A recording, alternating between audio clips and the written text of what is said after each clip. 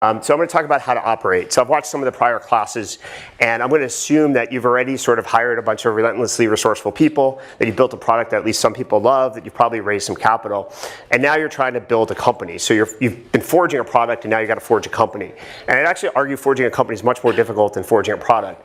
Basic reason is people are irrational. So you probably all know this. Either your parents, your significant other, your brother or sister, your teacher, somebody in your life is irrational. Building a company is basically taking all the irrational people you know, putting them in one building, and then living with them 12 hours a day at least.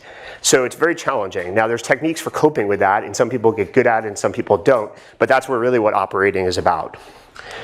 So basically what you're doing when you build a company is you're building an engine. And at first you have a drawing, literally on a whiteboard, and you're architecting it. And it looks very conceptually clean and beautiful and pretty. But when you start actually translating it to practice, it looks more like this, and you're holding it together with duct tape. And it takes a lot of heroic efforts of people to actually hold it together. That's why people work 80, 100 hours a week, is that heroic efforts is actually necessary to keep this thing together because you don't actually yet have polished metal in place. Eventually, you want to construct a high-performance machine, a machine that actually almost nobody really has to worry about every hour, every minute. And as we used to joke about eBay, that if Martians took over eBay, it would take like 6 months for the world to notice. That's what you want to get to. Or as Warren Buffett says, build a company that idiots can run because eventually they will. So this is what you want. Basically a performance machine that idiots can run. Now, as a leader, what is your real job? What's your role? Strictly speaking, there's only one book ever written that actually explains how to do this. It's a little old. It's written in 1982 by Andy Grove. It's quite famous and quite successful. And his definition of what your job is to maximize the output of an organization, your organization that you're responsible for. So CEO is everything, and a VP would be part of the organization, and the organizations around you. So if you're a VPE, you actually are responsible for the performance of the product team too, or the marketing team, because you have influence there. So this is how you measure people, and you want to focus on the output, not the input. The old adage about not measuring motion and confusing that with progress, you're measuring only progress. And this is going to sound like a fancy and glamorous thing to do. Maybe people get excited about managing a whole large organization and being responsible for the output. But in practice, what you're going to learn today, hopefully, is that it's more about things like ordering smoothies, teaching your receptionist how to answer the phone properly, and serving as a $10 an hour TaskRabbit for your employees. So let's talk about that. So at first, when you start a company, everything's going to feel like a mess. And it really should. If you have too much process, too much predictability, you're probably not innovating fast enough and creatively enough. So it should feel like every day there's a new problem. And what you're doing is fundamentally triaging. So some things will look like a problem and they're actually a cold. So they're just going to go away. So somebody's annoyed about this or that. That may be a cold, and you shouldn't stress about it, and you certainly shouldn't allocate a lot of your time to it. And some things are going to present themselves as colds. But just like in the emergency room, if they're not diagnosed properly, they actually can become fatal. So what I'm going to try to do is help give you frameworks for thinking about which things are colds and which things are potentially fatal. So one of the most important things I learned at Square is actually a concept of editing. And this is, I think, the best metaphor I've ever seen in like 14 years of running this stuff of how to think about your job. It's natural. It's a natural metaphor, so it's easy to take with you every day. And actually, it's easy to transmit to each of your employees so that they can figure out whether they're editing or writing. It's a natural construct. You generally know when someone asks you to do something, am I more writing or am I more editing? So an editor is the best metaphor for your job. And we're going to talk about the specific things you're doing in editing. The first thing an editor does, and you've probably all had this experience in school, is you submit a paper to a TA, a draft to your friend. And the first thing an editor does is they take out a red pen, or nowadays, online, and they start striking things, basically eliminating things. The most important task of an editor is to simplify, simplify, simplify, and that usually means omitting things. So that's your job too, is to clarify and simplify for everybody on your team. The more you simplify, the better people will perform. People cannot understand and keep track of a complicated set of initiatives. So you've got to distill it down to 1, 2, or 3 things and use a framework that they can repeat. They can repeat without thinking about. They can repeat to their friends. They can repeat at night. Don't accept the excuse of complexity. A lot of people will tell you that, well, this is too challenging, this is too complicated. Well, yeah, I know other people simplify, but that's not for me. This is a complicated business. They're wrong. You can change the world in 140 characters. You can build the most important companies in history in a very simple to describe concept. You can market products in less than about 50 characters. There's no reason why you can't build your company the same way. So force yourself to simplify every initiative, every product, every marketing, everything you do, and basically take out that red and start eliminating stuff. Second thing is what editors do is they ask you clarifying questions. So when you present a paper to somebody, what do they usually do? They find some ambiguity somewhere and they say, well, did you really mean this? Do you mean that? Do you have an example of this? That's what your job is. So you're in a meeting and people are going to look to you. And the real thing you do is you actually ask a lot of questions. And they can be simple, basic questions like, should we try this 7 days a week or 6 days? They can be fundamental questions like, where's our competitive advantage here?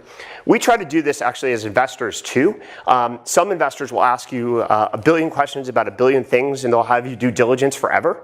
We try to narrow down to what are the 1, 2, or 3, 4 things that actually matter for this company and only focus on those things. So it allows us to be more decisive and we can make decisions rapidly. It allows us not to distract you from your day job, which is actually building a company. And yet I think we still get to the highest fidelity answer because we don't have all these extra extraneous pieces of details and data. Now it's hard, it's something you have to practice, but when you're good at it, every step you eliminate, Andy Grove estimated that you can improve performance by 30 to 50%. The next thing you do is allocate resources. So in the editing construct, this is what editors do all the time. They take editors from the Mideast and covering the Mideast, and they move them to Silicon Valley because Silicon Valley is now more interesting. Or they move them to a sports section because they want to compete on the basis of sports with other journals and other publications. So that can be top down, where I take a bunch of resources and people and say, we're now going over here, we're going to compete on this basis. And then next month, next quarter, next year, I'm like, well, that Middle East coverage is getting boring and bland. We don't want to do that anymore. Let's go chase after something else. Or it can be bottom up. Just like journalists mostly come up with their own stories, the people who work with you generally should be coming up with their own initiatives. So a reporter will generally, who covers Google, come up with the interesting stories that they're hearing in the ether and propose 1 or 2 to their editor for approval, but it's not like the editor saying, go cover Google and this is the angle I want. Once in a while they do that, but that's not the meat and potatoes of what a journalist does every day. Your goal over time is to actually use less red ink every day. So one way of measuring how well you're doing and communicating to your colleagues about what's important and what's not, why some things are important, some things are not, is how much red ink you're pulling out every day. And it's okay if you have a bad day and the red ink's all over the place, but it's not okay if the red ink next month is more than it was last month and next quarter is more than this. So measure yourself of how much red ink you're creating. The other thing that's very important that actually isn't as intuitive to a lot of people is the job of an editor is to ensure a consistent voice. So if any of you read The Economist, you can tell that there's one consistent voice. You can pick up any article, any post in The Economist, and it feels like it was written by the same person. Ideally, your company should feel like on your website, on your PR release, on your packaging if it's a physical product, anywhere on your recruiting pages, should feel like it was written by one person. That's extremely difficult to do. And at first you're going to be tempted to do that yourself, which is okay for a founder to do that, him or herself initially. Over time, you do not want to be doing all of the consistent voice editing by yourself. You want to train people so they can recognize the differences in voice. So if you see this website page, it looks very different than the recruiting page, you start asking questions, why is that? Is the reporting messed up? Is one of the leaders over here not really understanding the voice of the company? So you have to fix that over time, but you want to start with the objective of everything should feel exactly the same. It's quite difficult in practice.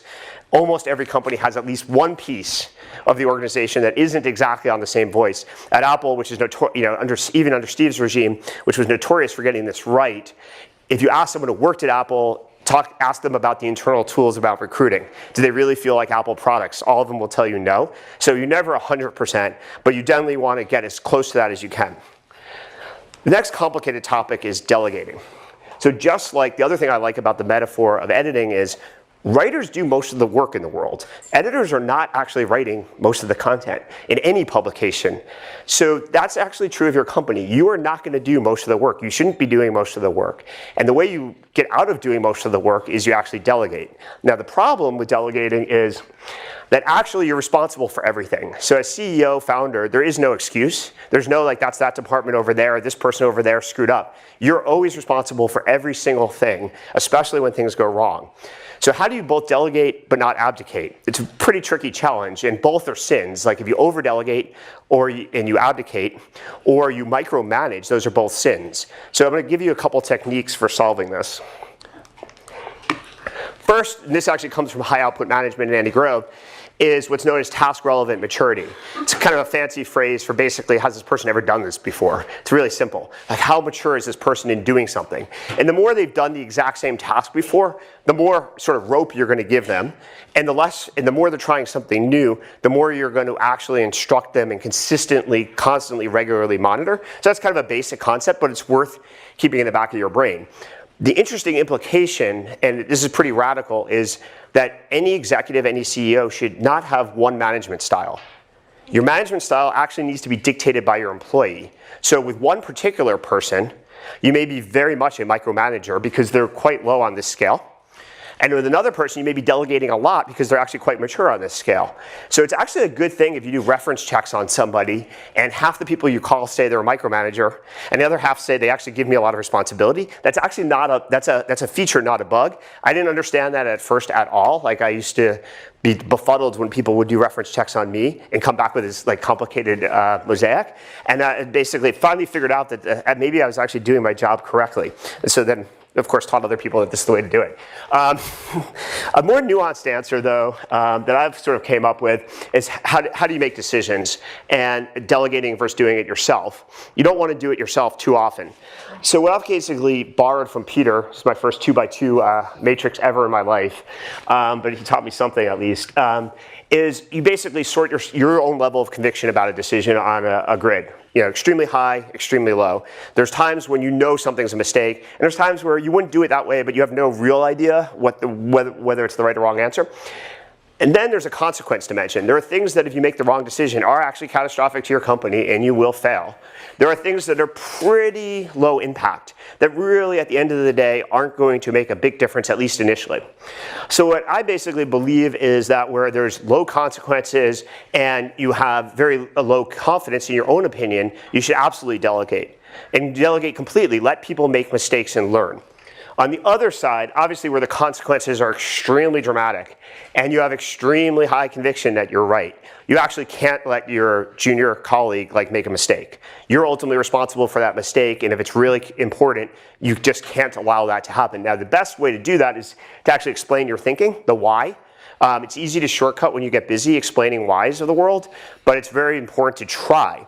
When I was at LinkedIn, I had a colleague who's quite talented, but occasionally would get annoyed if I didn't exactly agree with his opinion on something. And so I'd spent a lot of time trying to persuade him why I was making a decision a certain way.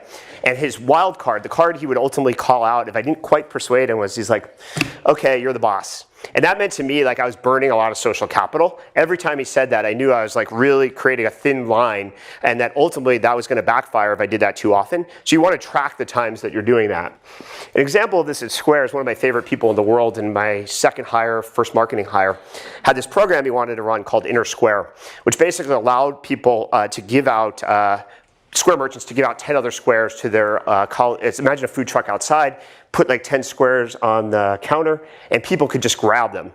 And Kyle had this great idea. This would be an awesome marketing program. Squares would spread squares to other people. And to some extent, it was on brand, so it didn't have catastrophic consequences. Each of these 10 squares didn't cost that much money, so financially we could afford to do it. But at that time, my 10 years of experience said there's just no way this is going to work at a meaningful enough scale to move our metrics enough, and I actually would prefer we not do this. But Kyle was so excited about this that I decided to just let him do it. He learned that actually when you measure this thing, it's not massive. It doesn't create massive value for the company. It did require a fair amount of operational complexity to ship all these squares to people and figure out how to get them squares, etc. But it allowed him to be excited about his job and to learn how to filter future ideas. So it was totally worth letting him make the quote-unquote mistake. The next and possibly most important thing you do is actually edit the team. So these are the people that you work with. And nobody's going to have a perfect team, and you're certainly not going to start that way. So what I'm going to try to do is maximize the probability for success in editing the team. So I like this idea of barrels and ammunition. So most companies, once they get into hiring mode, as Sam pointed out, you should defer that for a while, but once you do, they just hire a lot of people. And they're and you expect that as you add people, your throughput, your horsepower, your velocity of shipping things is going to increase. It turns out it doesn't work that way. Usually when you hire more engineers, you actually don't get that much more done. You actually sometimes get less done. You hire more designers, you definitely don't get more done. You get less done per day. We can talk about why. So the reason why is that most people, most great people even, are actually ammunition. But what you need in your company are barrels, and you can only shoot through the number of unique barrels you have. So that's how the velocity of your company improves, is by adding barrels, and then you stock them with ammunition, and then you can do a lot. So if you go from a 1-barrel company, which is mostly how you start, to a 2-barrel company, suddenly you get twice as many things done per day, per week, per quarter. If you go to 3 barrels, great. If you go to 4 barrels, awesome. Barrels are incredibly difficult to find, but when you have them, like give them lots of equity, promote them, take them to dinner every week, because they're virtually irreplaceable, because they're also very culturally specific. So a barrel at one company may not be a barrel at another company, because one of the ways, the definition of a barrel is they can take an idea from conception all the way through shipping and bring people with them. And that's a very culturally specific opportunity, specific skill set rather. So 2 questions probably are occurring to you is, how do you figure out who's a barrel and who's not? One is you start actually with a very small set of responsibilities. It can be fairly trivial. It can be something like, I want to reward the engineers that are in my office at 9 o'clock at night, every night, with a nice cold, fresh smoothie. This is actually a real example. I was frustrated. Our engineers were working really hard at Square, and maybe 20% to 30% would stay very late into the evening. And I wanted to we already had served them dinner, but I wanted to give them something cool to reward them. And you could think about alcohol, but that's a little complicated. So smoothies were probably a little bit better than the pizza, which drains you of energy. But nobody could get smoothies in my office to show up at 9 o'clock sharp, that were cold, that tasted good, and delivered in the right place so that engineers would find them. You'd think this is simple, but in fact, it took months to get this right. So then we had an intern start, and I think on his second day, I was explaining this problem, and he said, well, I'll do it. And I was looking at him like, there's no way. I've seen my office manager fail, my assistant fail, all who are actually pretty good. This just isn't going to happen. And then lo and behold, that night they show up on time, cold, delivered the right place. And my first instinct was, great, nothing about the smoothies, but okay, now I can actually give them something more important and consequential and complicated to do. And that's what you actually want to do with every single employee every single day, is expand the scope of their responsibilities until it breaks. And it will break. Everybody, I couldn't run the world. Everybody has some level of complexity that they can handle. And what you want to do is keep expanding it until you see where it breaks, and that's the role that they should stay in, that level of sophistication. But some people will surprise you. There will be people who you don't expect, with different backgrounds, without a lot of experience, that just can handle enormously complicated tasks. And so keep testing that and pushing the envelope. The other signal to look for is, once you've hired someone, is with an open office, just watch who goes up to other people's desks, particularly people that they don't report to. If people start going to your desk, individual employee's desk, and they don't report to them, it's a sign that they believe that that person can help them. So if you see that consistently, those are your barrels. Just promote them, give them more opportunity as fast as you can. The other question everybody asks about people is, when do you hire somebody above somebody, and when do you sort of mentor somebody, or when do you need to replace somebody? And the way to think about this is, every company has its own growth rate, and every individual has their own growth rate. So some companies that are very successful, let's say LinkedIn was always a very linear company. It never went like this. So for example, I joined LinkedIn 18 months after we launched, and we had only 1.5 million users, which in a social product is a very small number. And when I joined, I was the 27th employee. When I left 2.5 years later, we only had 57 employees. In contrast, when I joined Square as the 20th employee, 2.5 years later, we had 250, 300 employees. So each company has its own velocity on this curve. And if the company's going like this, you can only keep people in the roles that their own personal learning curve is going like this. On the other hand, if the company's growing like this, anybody whose learning curve is faster than that, you can keep giving them the same role to do. So always track the individual slope of an employee and the company's growth rate. Now that you have your barrels identified, so you're going to pick out the people that can really take an idea that you have in the back of your head, scope it out, run with it, make it happen, ship it, and it's perfect. Where do you aim these barrels? So I'm going to argue that you really need to spend a lot of time focusing people. This is something I learned from Peter Thiel, actually. He used to insist at PayPal that every single person could only do exactly one thing. And we all rebelled. Every single person in the company rebelled with this idea because it's so unnatural. It's so different than every other company where people want to do multiple things. And especially as you get more senior, you definitely want to do multiple things. And you feel it's like insulting to be asked to do just one thing. And Peter would enforce this pretty strictly. He'd basically say, I will not talk to you about anything else except this one thing I've assigned to you. I don't want to hear about how great you're doing over here. Like, just shut up. And Peter would run away. And then focus until you conquer this one problem. And the insight behind this is that most people will solve problems that they understand how to solve. Roughly speaking, they will solve B+ problems instead of A+ problems. A+ problems are high impact problems for your company, but they're difficult. You don't wake up in the morning with a solution, so you tend to procrastinate them. So imagine you wake up in the morning and you create a list of things to do today. There's usually the A+1 on the top of the list, but you never get around to it. And so you solve the second and third. And over an entire company of hundreds of people, that just cascades. So you have a company that's always solving B+ things, which does mean you grow and does mean you add value, but you never really create that breakthrough idea because no one is spending 100% of their time banging their head against the wall every day until they solve it. So I highly recommend some version of that. You can be less stringent. You can be like, you can get 3 things to work on, but I would still track at least the concept of what would happen if you only gave everybody one thing to prioritize. Now, because you can't make decisions, you don't want to be making all these decisions yourself. You have to create tools that enable people to make decisions at the same level, ideally, of fidelity that you would make them yourself. So how do you create scale and leverage? First thing I'd recommend is building a dashboard. This is an old square dashboard. It actually looks pretty presentable even today. The construct of a dashboard, first of all, should be drafted by the founder. You need to basically simplify the value proposition and the company's metrics for success on a whiteboard. You can have other people build the dashboard. I don't actually care about that. But you need to draw it out. Like, what does business success look to us, and what are the key inputs to those? And then have someone create something that is very intuitive for every single person in the company, including customer support, to use. And then the key metric of whether you've succeeded is what fraction of your employees use that dashboard every day. If it's actually useful, it should be close to 100%. It's not going to be probably 100%, but you want to measure that. Just like you have quality scores for all your other KPIs with users, the dashboard needs to be as intuitive as your product is for users. Other things, wait, hold on. Yeah, let's go back one second.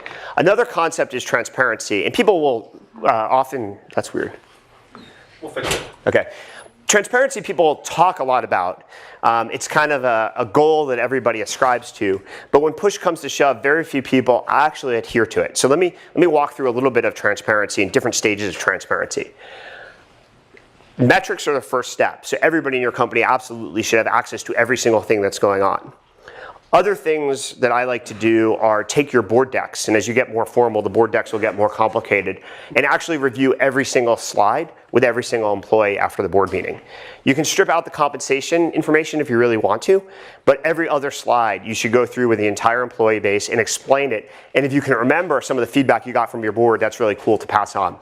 Another thing we did at Square, as your company scales, everybody's not going to get invited to every meeting, but they're going to want to go to every meeting. The way you scale that is you create notes for every meeting, and you send it to the entire company. So we created a notes at alias for every single meeting involving more than 2 people. Someone would write notes and send it to the entire company. So people felt like as the company added employees, they could continue to monitor and track what was interesting, what was going on, and they never felt excluded, hopefully. The other thing is even details around conference rooms. Every conference room at Square has glass walls. Because as soon as you have regular walls, people wonder what's going on. It's amazing, if they can see who's actually in the meeting and who's meeting with who when, they don't worry nearly as much as what's going on behind those closed doors. Stripe, you may have seen a blog post by, I think Patrick wrote it, about email transparency, about actually allowing everybody to have access to email. That's pretty far out there, but it's actually got interesting, certain merits to it. I would all call the tactics that you read about and hear about as sort of minimal viable transparency. I actually think you could push the envelope a lot more. Steve Jobs tried this at Next. He actually tried transparent compensation. I actually think, although Next didn't do extremely well, it wasn't the real reason wasn't because of the experiment around compensation transparency, and that there's a lot of merit to that. And the critique of compensation transparency is often, well, we want people to be teammates and work together and collaborate. And if you look in the sports world, though, where people are actually teammates and they do have to collaborate, all of their compensation is completely public. In fact, each of us can look up anybody's compensation in the sports world and get it exactly accurate. And somehow it seems to work. So I'm not totally bought into the idea that you need to keep compensation non-transparent. Then finally, metrics. So you want to measure things. You want to measure outputs, not inputs. And again, you should dictate this yourself. You should draft the dashboard to tie this all together. One important concept are what are known as pairing metrics or pairing indicators, which is if you measure one thing and only one thing, the company tends to optimize to that, and often at the expense of something else that's important. A classic example in payments and financial services is around risk. It's really easy to give the risk team the objective and say, we want to lower our fraud rate. It sounds great. Until they start treating every single user in this audience as a suspect user because they want to lower their fraud rate. So they require each of you to call them up on the phone and give them more supplemental information and fax in things. And you have the lowest fraud rate in the world. You also have the worst, sort of customer satisfaction score. So what you want to measure at the same time as your fraud rate is your false positive rate. That forces the team to actually innovate. Similarly, you can give recruiters metrics around hiring. And guess what? You'll have a lot of people come in through interviews, but if you're not tracking the quality of hires, you may be very unhappy with the quality of people you're interviewing or the people you're giving offers to. So you always want to create the opposite as an indication and measure both, and the people who are responsible for that team need to be measured on both. Finally, around metrics, one insight I've had over my career is you kind of want to look for the anomalies. You don't actually want to look for the expected behavior. So a famous example was at PayPal. None of the top 10 markets that the company was planning to go after included eBay.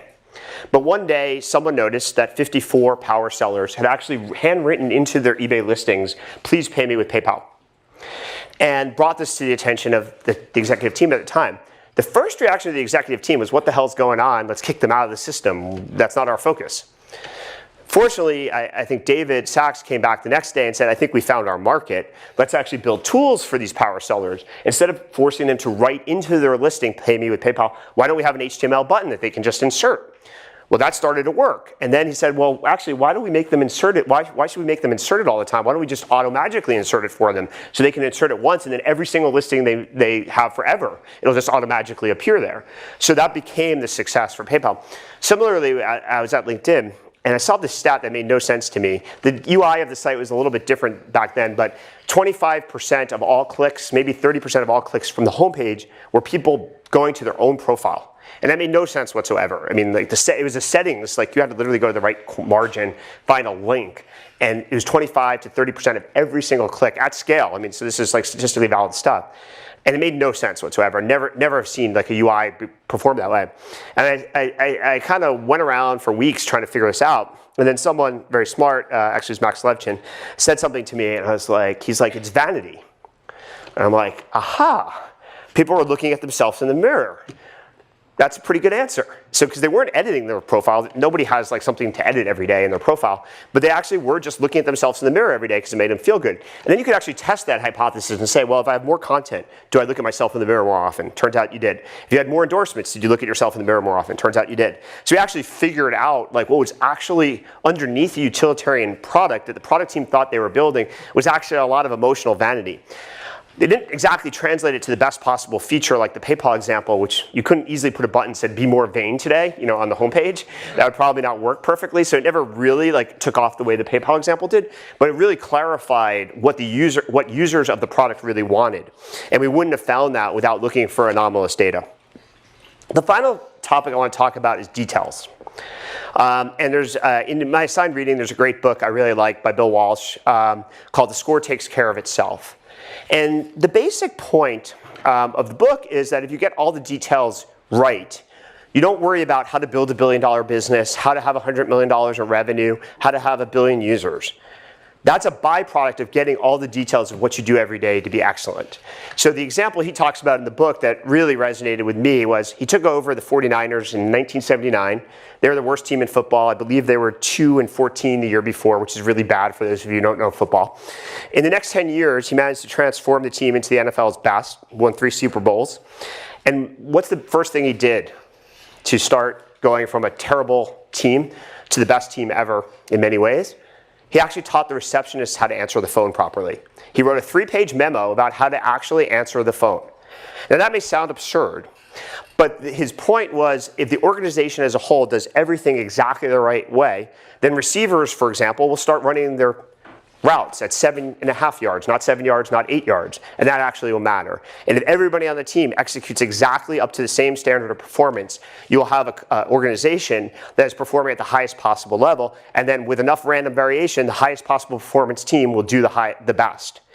So the way you translate this to a company are to a lot of details that may not matter. They may not seem that they matter superficially. Most people would agree that details matter when it faces the user. But where the real debate is on things that don't face the user. So Steve Jobs famously in the Mac insisted upon an immaculate circuit design board. You can read about this in various books. The Mac, for those of you who don't remember the Mac, probably everybody here, but some of you may have seen it, actually couldn't be opened. So the circuit board design couldn't be seen by any single person in the world. There was no way to open the Mac except the people who worked at Apple. And Steve insisted that it be absolutely perfect and beautiful.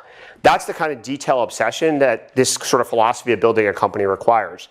Examples that may be more practical for you instead of circuit boards are things like what food do you serve people? It actually matters more than you might guess. When people don't like the food you serve them, what do? They go gossip. They go complain to their friends. They go walk over to someone's desk. And all of a sudden at lunch, what they're complaining about is they're mostly spending time gossiping and complaining instead of brainstorming. So you don't have this serendipitous idea matching another serendipitous idea that creates a spark. Instead, they're all wandering and willowing around. So the best thing you can do is actually give people the food they want or food that's good for them that makes them more productive. So it may seem a lot like this glorious job you thought you have is actually more like running around being a TaskRabbit for people, but it's to take the things off their plate that are a distraction so that they can be high-performance machines. And if you take enough things away from people that distract them and give them the tools to be successful, all of a sudden your organization produces a lot more. Similarly, another example that's often got wrong is office space. So one natural instinct is when you need an office, just to have an office manager or someone on your team go out and find offices. And they'll go on tours with agents and they'll come back with photos and ideas. You need to do that yourself.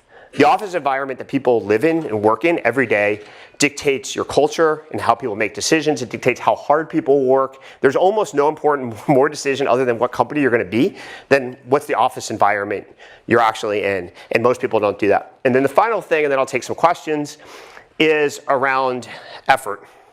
Ultimately, I don't believe that you can build a company without a lot of effort and that you need to lead by example. So Bill Walsh, the first chapter of his book gets asked this question of how do you know whether you're doing your job? And this is the answer he gives coaches that used to ask him that question.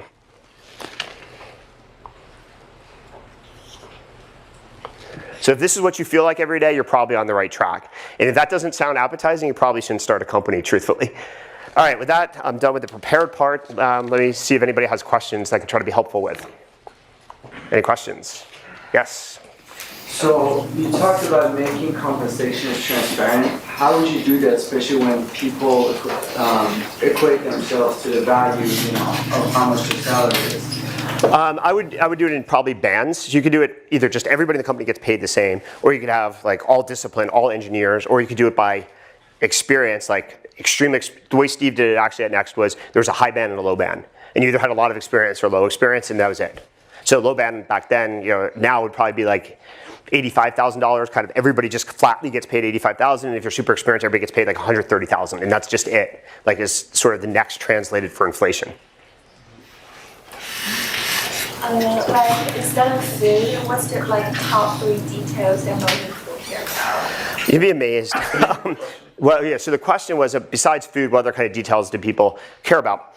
The laptops they use, this is now the default that everybody has, but 5 years ago, it was a benefit to give people high quality machines as opposed to optimizing on costs and having Dell machines and ugly monitors, just as an example. So if you think about all these people that are relentlessly resourceful, incredibly talented in a massively competitive ecosystem competing for talent, you want to give the people the best possible tools to do the best possible job. And so rigorously thinking through, how do I make people more successful? What things do they not need to be working on that are distracting? And what things can I actually give them that make them more valuable per day? And then just break that down every day and solve that stuff yourself. So when you're in a startup environment, how do you optimize for those things? Because resources are scarce. And It's a good question. I actually think that you should start, first of all, you must have your own office. I don't believe ever in shared office spaces. Peter talks a little bit about this, that every good startup is a cult. And it's really hard to create a cult if you're sharing space with people. Because a cult means that you think you're better than everybody else in the world and you have a special way of doing things that's different than everybody else in the world. And if you're sharing physical space with people, it's very hard to inculcate that. So I would start there. But it is a prioritization question. When we have every company has scarce resources, just a question of magnitude, like how many zeros are you paying attention to? Probably not $10 expenditures, but $100, then $1,000, then $10,000, then $1 million, then $10 million starts being your rounding error. So what I would do is figure out what's most important in a high quality office that creates a good vibe that allows you to recruit people, because recruits are very savvy about this. They walk into your office and they can tell a lot about the culture instantly. I walk in a company office and I can tell often whether I'm going to invest as soon as I walk in. I can absolutely rule things out that I just don't want to invest in as soon as I walk in. And there's times I walk in the office, it's like, wow, this is really impressive. You can tell how people work together, how hard they're working, how distracted they are. Roloff Bota at Sequoia made a point to me about YouTube. So when I invested in YouTube at the very, very beginning, it wasn't obviously going to be successful. And then Roloff led the Series A investment for Sequoia and YouTube. And we were at a board meeting together, and he said, I think YouTube's really going to work. And I said, why? And he said, well, every time I go to one of my portfolio companies, half the office is watching YouTube at lunch. And I was like, pretty good sign. So you pick up on these little things and you can predict a lot. Thank you. Me? Yeah. What do you think is the best way to gain street cred for a new manager? Oh boy. Yeah, so the question is, how's the best way to gain street cred for a new manager? Almost all good managers in Silicon Valley are promoted because of their individual performance. In cultures that are meritocratic, the percentage is even higher. So we tried at PayPal to only promote people that were basically kicking ass at their discipline. So Peter didn't believe in general managers. In fact, I remember going for a jog around campus with him my first week at PayPal, and he was asking me, how things going, the usual kind of CEO questions. And then we got this debate about whether the company needed any managers, and he's like, nope, no managers. We're only going to promote people. So the VP of engineering is going to be the single best engineer. The VP of design is going to be the single best designer. The VP of product is going to be the single best product person, and they're going to learn to manage later. And the advantage of that is you don't demoralize people, because everybody knows that their boss actually is better at their job than they are, and they can learn stuff. And you can learn a little bit of the management techniques later, as opposed to promoting people who are just good people managers that don't actually have the discipline and skill, and that does demoralize people. So I think just being excellent at something and then getting excellent at getting a bunch of people to do something is the next task. But you just have to learn. Some things you have to learn by doing. You can't learn to play the guitar by reading a book. You've actually got to try to manage a bit, and you won't do it well. I have another sort of set of tactics and classes on what you actually do when you transition from a manager, individual contributor to manager, and it's hard. One of the first things people don't get right is their time allocation. And so actually I would recommend doing what I call a calendar audit and tracking for a month what do you spend your time on and how much is managing and editing, how much is writing, etc., and then optimize that over time. You can get a mentor, find somebody who's been a manager before that will work with you, not your boss, because your boss has a set of complicated objectives, including how much are we shipping. A mentor can just focus on you and making you more successful. Could you give some more examples of things you can do to ensure consistent voice of the company, especially when the company is growing? Yeah, so I would look at every piece of copy in every department. So another area that almost never is done, so look at your recruiting website, almost never done to the same quality as your conversion funnel. I'd look at customer support, another classic area that isn't up to the same quality, and treat customer support like a product so that you actually have an engineering team and a design team over time that actually focuses on making that world class. Usually where you have different executives at a scaled company, most executives were trained differently at different companies, and they bring some of that with them. So you've got to cross-train that. So if you've hired a VP of engineering from Google, it's very different than a design leader who came from Apple. They don't actually learn how to do anything the same way. So you're going to have to stitch that together somehow. Either one or the other is going to have to learn in the other style, or you're going to have to create your own style and really teach that to your executives. So it shows up all the time, but all you need to do is just pick up the company's products and look for things that have a different voice. And you can see it, visual voice, word choice, all over the map. Sam? Could you talk a little about the tactics of how you manage people? Like how often do you meet with them? How often do you give them goals? How often do you talk to them in email? So the canonical advice, and this now sounds obvious, but it actually was pretty radical in 1982 when Andy wrote his book, is you should have a one-on-one roughly every 2 weeks. Some people say every week, and I don't think you want to go longer than 2 weeks. 1 week can be ideal, actually, in many companies. The reason why, in fact, there's another adage, which is you should only have 5 to 7 direct reports. That actually derives from the concept of a one-on-one every week, so that the direct reports, so that you can fit enough one-on-ones in your calendar and still get other things done. So I think one-on-ones per week are a good idea. The agenda should be crafted by the employee who reports to the manager, not the manager. The one-on-one is mostly for the benefit of the employee, so they should walk in with, here's the 3 or 4 things I want to talk about. Ideally, they circulate that. It can be even bullet points in advance by email, but in advance, you have time to chew on it and you're not on the fly winging your responses. But that's probably the best structure. Now, if someone's really good and really talented and has been doing something for a long time with a lot of internal credibility, you might push out the one every week and relax that to one every 2 weeks, possibly once a month. I don't know that I would go beyond once a month ever. When is it acceptable to compromise and hire someone who's ammunition rather than a barrel? Yeah, so the question is, when do you compromise and hire more ammunition instead of a barrel? Truthfully, you're going to hire more ammunitions by definition than you are barrels. So there's a ratio between the two. The question is the ratio. So at some point, the ratio is going to get out of whack. So if you're the only barrel in the company and you have 50 engineers, you might as well only have 10 engineers because you're not going to get any more done. So you're just wasting resources. You're going to frustrate engineers because everybody's going to need your approval, your sign off, your editing. It's just going to stack and frustrate people. So it's really, now different disciplines, engineering, like I actually think like roughly 1 to 10 to 20 is probably about the right range. Like you don't need more engineers until you have more barrels. Designers a little different, but it does. It's always going to be hiring more ammunitions, and a good leader, a good barrel will kind of have a feel for that. So one way to correct for this, natural tendency is to increase your headcount on your team, like sort of an empire building tendency. Like, oh, so I manage 20 people and Sam only manages 10, and you manage 3, so I'm more important than Sam and you're more important than you. One way to do that is you put an X here of the number of people that the output. Specify how many things they've done successfully, and then divide by the number of people on their team. And tell them that this is going to be their grade and their performance review. Shockingly, this Y doesn't start increasing on that team. It's amazing how this works, and be really explicit about it. So as a venture capitalist, how often you intervene with your portfolio company, and what's your philosophy behind that? So how often do I meet with? Yeah, how you intervene. So the question is, as a venture capitalist, how often do I interact with my companies, meet with them? Generally, when we invest, and we do some seed investments where we invest less money, but when we invest a fair amount of money and lead a round, like a Series A or Series B round, we join the board, and roughly I meet with the founder CEO every 2 weeks. That's the default. Now, there can be, obviously, there's inflection moments and things go well or wrong, and that's on an ad hoc basis.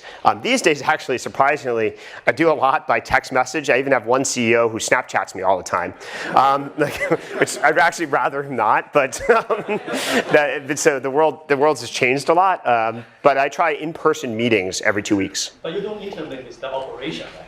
No. I mean, really, it's like being a venture capitalist is more to me like being a psychologist. So if you come to my office, you'll see actually we have 2 chairs kind of arrayed like this with a little table in the middle. And we sit down, and I'm basically like, so tell me your problems, and then it's like a question. It's like, so have you, and then my response is usually, well, have you thought about this? Have you talked to this person? Have you tried this, et cetera? And it's just asking a lot of questions and going back that way. But that's 90% of what I do.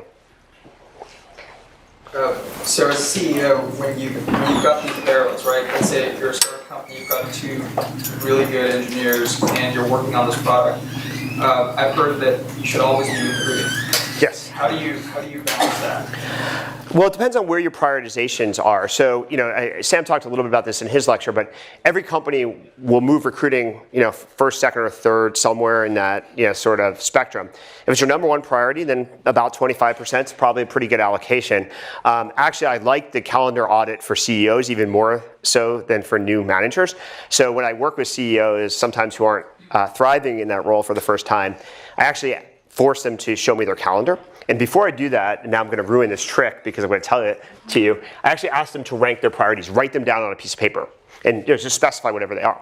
Then we go pull up their calendar and see if it matches, and it never matches. Like never. Like recruiting is the one that's most often awry. So, let's say half the CEOs you meet with will say recruiting is the number one priority.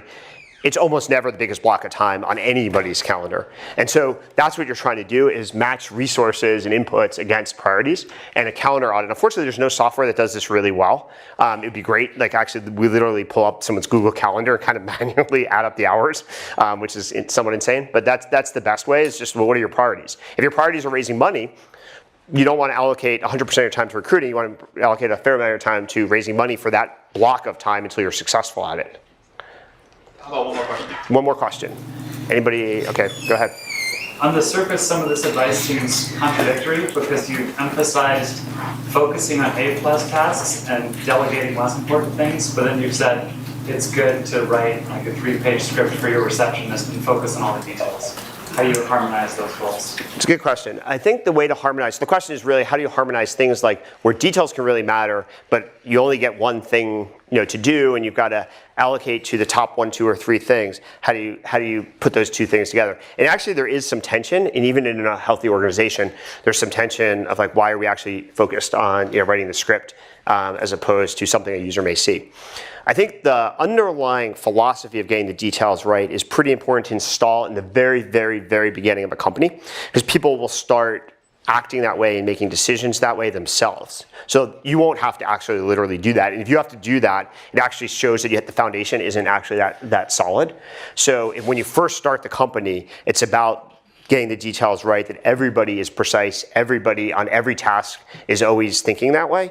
And then that scales, and then the people you bring in, it's a little self-fulfilling. People who can think that way will tend to get hired. People who can't won't get hired. Each team and each leader will tend to enforce that themselves. So CEOs almost never doing it. So it's partially like how do you start? And cultures like that, I mean, the key to culture is it's a rule, it's a framework for making decisions. And if you have a culture's baked, people learn how to make decisions across that culture and you're never saying anything. You never have to really do anything except just, watch and, and promote and move people around. Cool. Well, I guess that's it. Thank you.